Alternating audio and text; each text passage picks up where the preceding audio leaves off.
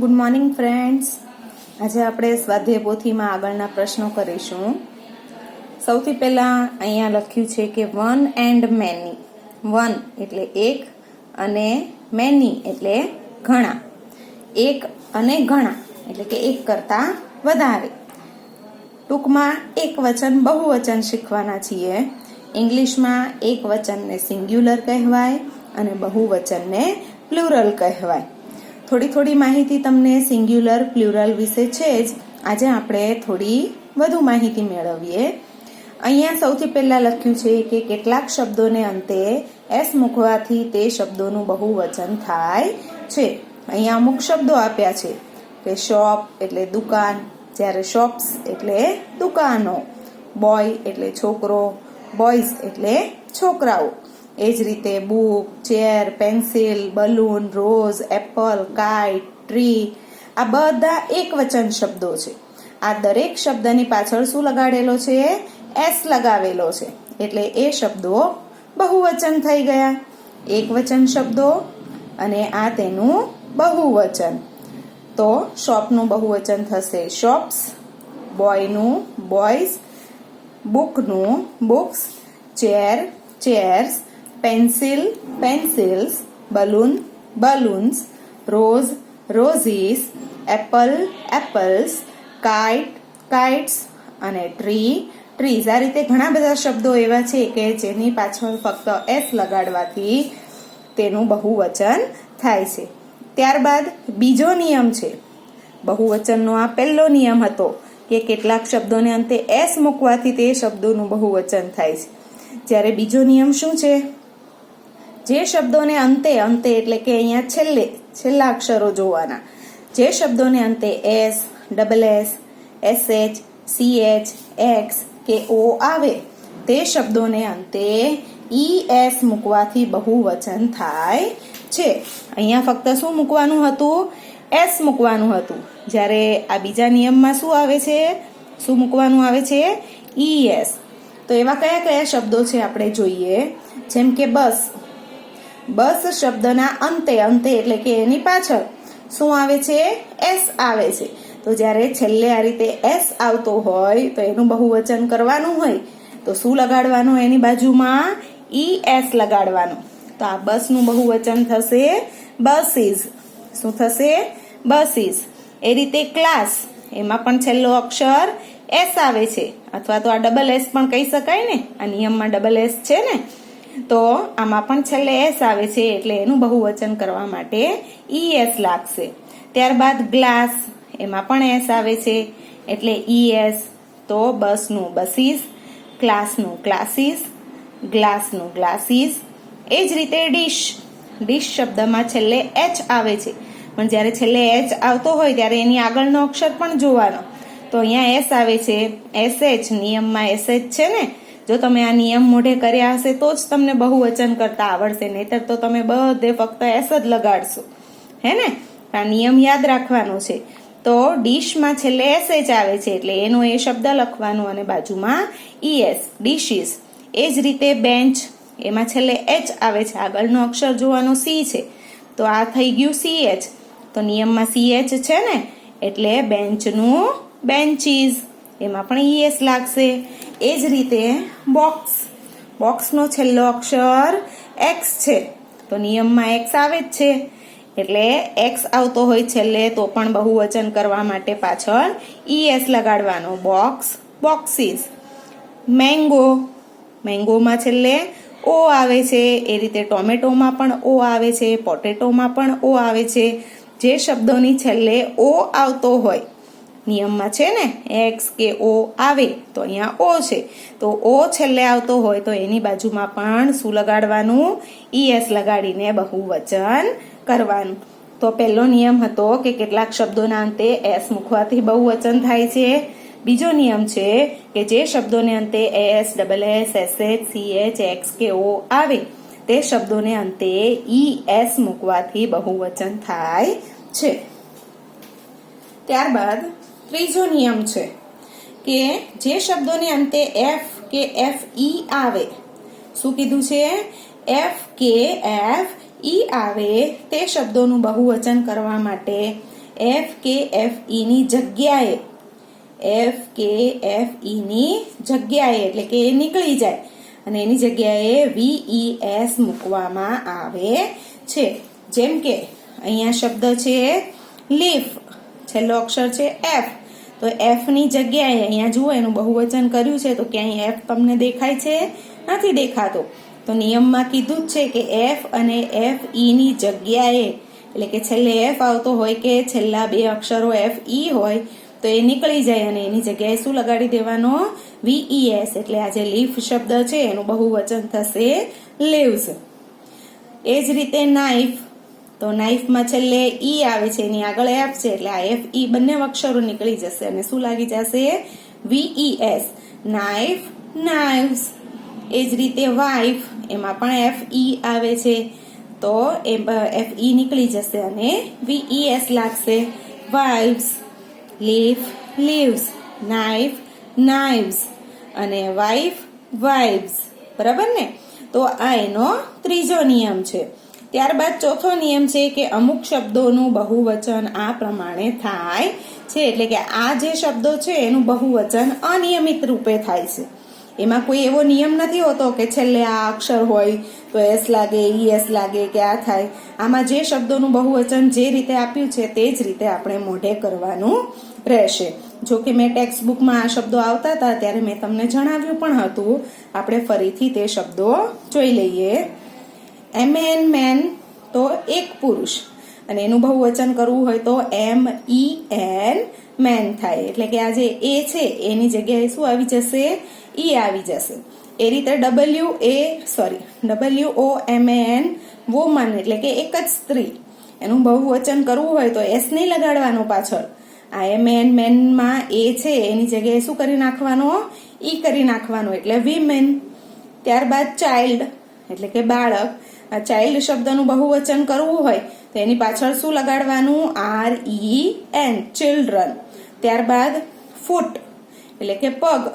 એક પગના તળિયાને ફૂટ કહેવાય, જ્યારે બંને પગના તળિયાને ફીટ કહેવાય. એટલે કે આ જે ડબલ ઓ છે એનું શું કરી નાખવાનું? Double E, fit. એ રીતે તૂથ એટલે એક જ દાંત. આપણે તો ઘણા બધા દાંત છે ને, 32 દાંત છે ને આપણા, તો આ જે તૂથ છે એના ડબલ ઓ ની જગ્યાએ શું થઈ જશે? ડબલ ઈ થઈ જશે, તીથ. ત્યારબાદ માઉસ એટલે ઉંદર. એક હોય તો માઉસ કહેવાય, ઘણા બધા હોય તો માઇસ કહેવાય. આ OUSE નીકળી જશે અને ICE આઈસ લાગી જશે. હવે તમને થશે કે એવા શબ્દો હોય કે જેમાં આ રીતે વચ્ચે ડબલ ઓ આવતા હોય તો એનું ડબલ ઈ જ થઈ જાય, પણ બધા જ શબ્દોમાં એવું નથી થતું. આ ફૂટ અને તૂથમાં જ એવું થાય છે. અહીંયા જુઓ એક શબ્દ છે બુક, એમાં પણ ડબલ ઓ આવે છે તો અહીંયા એનું ડબલ ઈ કરેલું છે? નથી કરેલું. આમાં ફક્ત બુકનું બુક ને પાછળ એસ લાગ્યો છે. એટલે તમારે એ રીતે યાદ નહીં રાખવાનું કે ડબલ ઓ આવતા હોય તો ડબલ ઈ જ થાય. આ બે જ શબ્દો એવા છે કે જેમાં ડબલ ઓ ની જગ્યાએ શું થાય છે? ડબલ ઈ થાય છે. તો આ બહુવચનના શબ્દો તમારે યાદ રાખવાના છે. એ જ રીતે આગળ આપણે જોઈએ. અહીંયા અમુક શબ્દો આપ્યા છે. કહ્યું છે કે આપેલા શબ્દો બહુવચનમાં લખો. બહુવચન કરવાનું છે એટલે બધે તમારે એસ નથી લગાડી દેવાનું, નિયમ પ્રમાણે એસ લગાડવાનો છે.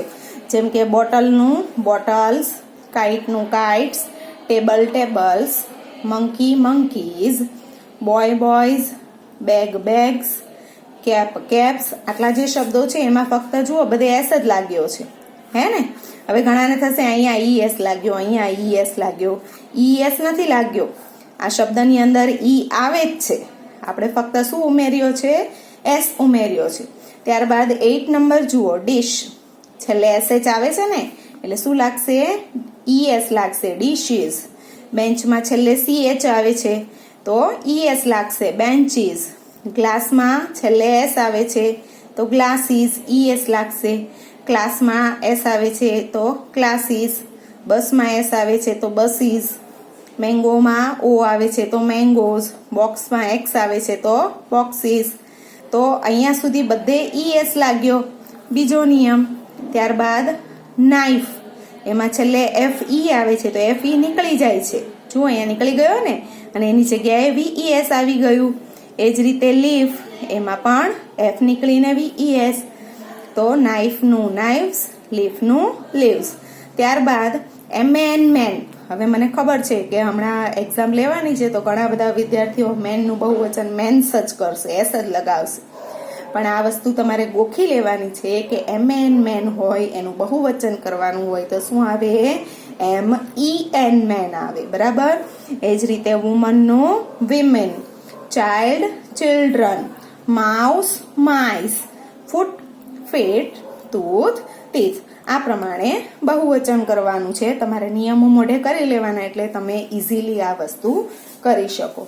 હવે છે ધોઝ આર મેંગોઝ. આપણે ટેક્સ્ટ બુકમાં ધોઝ શબ્દ જોયો. ધેટ હોય, ધેટનું બહુવચન શું થાય? ધોઝ થાય. અને ધીસનું બહુવચન ધીઝ થાય. ઈઝનું આર થાય. બરાબર ને? તો ધોઝ આર મેંગોઝ. અહીંયા જોઈએ, ધીસ એટલે આ એક વચન શબ્દ છે. આ નજીકની એક વસ્તુ નજીકની એક વ્યક્તિ કે વસ્તુ દર્શાવવા માટે ધીસ અથવા ધીસ સાથે ઇઝનો ઉપયોગ થાય છે. નજીક કોઈ વસ્તુ હોય એક જ તો આપણે ધીસ ઇઝ થી વાક્ય બોલીએ. એ જ રીતે ધેટ એટલે પેલું, એ પણ એક વચન શબ્દ છે. દૂરની એક વ્યક્તિ કે વસ્તુ દર્શાવવા માટે ધેટ સાથે ઇઝનો ઉપયોગ થાય છે. દૂર કોઈ વસ્તુ પડી હોય અથવા કોઈ વ્યક્તિ હોય તો ત્યારે આપણે ધેટ ઇઝનો ઉપયોગ કરીએ છીએ. નજીક કોઈ વ્યક્તિ કે વસ્તુ હોય તો આપણે ધીસ ઇઝનો ઉપયોગ કરીએ છીએ. પણ ક્યારે? એક જ વસ્તુ હોય ત્યારે. એ જ રીતે ધીઝ, ધીસનું બહુવચન. નજીકની એકથી વધુ વ્યક્તિઓ કે વસ્તુઓ દર્શાવવા માટે ધીઝ સાથે આરનો ઉપયોગ થાય છે. એટલે કે નજીક હોય વસ્તુ પણ એક કરતા વધારે હોય તો એની માટે આ ધીસ નહીં, આ ધીઝનો ઉપયોગ થશે. ધોઝ તો તે ધેટનું બહુવચન છે. દૂરની એકથી વધુ વ્યક્તિઓ કે વસ્તુઓ દર્શાવવા માટે ધોઝ સાથે આરનો ઉપયોગ થાય છે. એક્ઝામ્પલ, અહીંયા બલૂન આપ્યો છે અને અહીંયા બલૂન્સ છે. આ એક વચન છે, જ્યારે આ બહુવચન છે, એક કરતા વધારે છે. તો એક વચન માટે ધીસ ઇઝ અ બલૂન, આ ફુગ્ગો છે. અને બહુવચન માટે ધીઝ આર બલૂન્સ, આ ફુગ્ગા છે. એટલે કે એક વચનનું તમે જ્યારે બહુવચન કરો તો આ ધીસ હોય તો એનું બહુવચન ધીઝ થાય, ઇઝ હોય તો એનું બહુવચન આર થાય, અને અ બલૂન એટલે એક ફુગ્ગો એનું બહુવચન કરવાનું હોય તો અ કે એન આવતું હોય તો એ નીકળી જાય. અને આ શબ્દની પાછળ નિયમ પ્રમાણે એસ, ES, VES કે જે રીતે બહુવચન થતું હોય તે તમારે લખવાનું. એ જ રીતે હજુ એક્ઝામ્પલ્સ છે. આ એપલ છે ને આ એપલ્સ છે. તો એક માટે ધીસ ઇઝ એન એપલ, જ્યારે ઘણા બધા છે તો ધીઝ આર એપલ્સ. અહીંયા અ કે એન હોય તે નીકળી જાય. એ જ રીતે મેંગો અને મેંગોઝ છે. તો બહુ દૂર છે મેંગો અને મેંગોઝ, તો ધેટ થી વાક્ય બનાવ્યું છે કે ધેટ ઇઝ અ મેંગો. અને ઘણા બધા છે તો ધોઝ આર મેંગોઝ. એ જ રીતે લીફ અને લીવ્સ છે. તો ધેટ ઇઝ અ લીફ, જ્યારે લીફ એફ આવે છે ને પાછળ તો એફ નીકળી જાય અને શું લાગી જાય? VES. તો ધોઝ આર લીવ્સ, પેલા પાંદડા છે. હવે આની એક્સરસાઇઝ ફટાફટ જોઈ લઈએ આપણે. અહીંયા ટ્રી છે ને આ ટ્રીઝ છે. ધેટ છે તો ધેટનું બહુવચન ધોઝ કરેલું છે. ઇઝનું બહુવચન આર કરેલું છે. અને અ ટ્રી એનું શું કરેલું છે? ટ્રીઝ. તો ધેટ ઇઝ અ ટ્રી, અહીંયા આવશે ધોઝ આર ટ્રીઝ. એ જ રીતે અહીંયા લખ્યું છે કે ધેટ ઇઝ અ ડિશ. આપણે આ શબ્દો જ જોવાના. ધેટ છે તો એનું બહુવચન ધોઝ, ઇઝનું આર, અને ડિશ છેલ્લે SH આવે છે એટલે ખાલી એસ નહીં, શું લગાડવાનો? ES લગાડવાનો. Those are dishes. એ રીતે ધીસ ઇઝ અ બોક્સ. તમારે ખાસ જોવાનું ધીસ છે કે ધેટ છે. ધીસ હોય તો બહુવચન ધીઝ કરવાનું, અને ઇઝનું આર. અ બોક્સ છેલ્લે એક્સ આવે છે એટલે બોક્સીસ. These are boxes. એ જ રીતે ધેટ ઇઝ અ ગ્લાસ. તો ધેટનું ધોઝ, ઇઝનું આર, અ ગ્લાસનું ગ્લાસીસ. ઘણા શું કરશે? આ ધેટનું બહુવચન ધોઝ કરશે, ઇઝનું આર કરશે. પછી અહીંયા અ છે ને તો એ અ પણ લખશે, પણ બહુવચનમાં અ આવે નહીં. તો ઘણા એમ કરશે ધોઝ આર પછી આ ગ્લાસનું ગ્લાસ જ રાખશે, આ ગ્લાસ શબ્દનું બહુવચન કરવાનું ભૂલી જશે. પણ તમારે જ્યારે આ વાક્યનું તમે બહુવચન કરો છો ત્યારે તમારે 3 વસ્તુ યાદ રાખવાની છે. પહેલા શબ્દનું બહુવચન, બીજા શબ્દનું બહુવચન અને આ જે ત્રીજો શબ્દ જોડે છે એનું પણ તમારે બહુવચન કરવાનું છે. ધ્યાન રાખીને બહુવચન કરવાનું જેથી કરીને ભૂલ થાય નહીં. ત્યારબાદ ધીસ ઇઝ અ મેંગો, તો ધીઝ આર મેંગોઝ, ES લાગશે.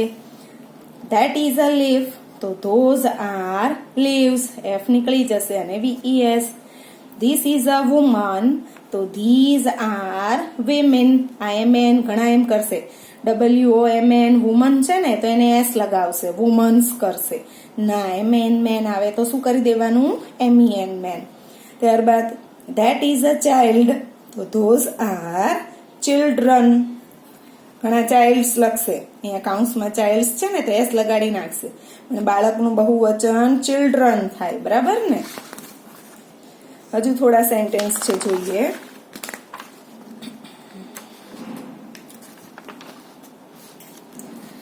ધીસ ઇઝ અ ફૂટ, તો ધીઝ આર ફીટ, ફૂટનું ફૂટ્સ નહીં કરવાનું, શું કરવાનું, FEET feet. That is a mouse, તો those are mice. This is a kite, તો these are kites. એ જ રીતે that is a ball, those are balls. This is a bus, તો these are buses. That is a potato, those are potatoes. That is a rose, those are roses. This is a star, તો those are stars. તો આ પ્રમાણે તમારે બહુવચન કરવાનું છે. અત્યારે તો આની અંદર આવા કાઉન્સ આપ્યા છે પણ આપણે કાઉન્સ જોવાના જ નહીં, આપણે જેમ બને તેમ આ બધું મોઢે જ લખતા શીખવાનું કે વાક્યનું બહુવચન કઈ રીતે થાય. તો તમને સમજાઈ ગયું ને બહુવચન. ત્યારબાદ હવે આપણે છેલ્લે મોડલ ક્વેશ્ચન પેપર આવે છે, એમાં ક્વેશ્ચન આન્સર છે, filling the blanks, true or false. પછી આ પિક્ચર વાળા ક્વેશ્ચન આન્સર એટલે કે આ ઇન ઓન અંડર વાળા પ્રેપોઝિશન વાળા ક્વેશ્ચન આન્સર છે. પછી આ પણ વોટ ને વોટ કલર વાળા ક્વેશ્ચન આન્સર છે. તો હવે ટૂંકમાં આ જે ક્વેશ્ચન આન્સર્સ ને બધું છે તે આપણે PDF ફાઇલમાંથી લખી નાખજો, બરાબર ને. જો આ અત્યારે આપણે જે પ્રશ્ન કર્યો એ પ્રશ્ન પણ આવ્યો છે આની અંદર, હે ને. તો તમને આ મોડલ ક્વેશ્ચન પેપર જેમ બને મોઢે આવડે તો જાતે લખો તો વધુ સારું, અને લખ્યા પછી મારી આ PDF માંથી તમારે ચેક કરી લેવા. ચાલો તો બાય બાય.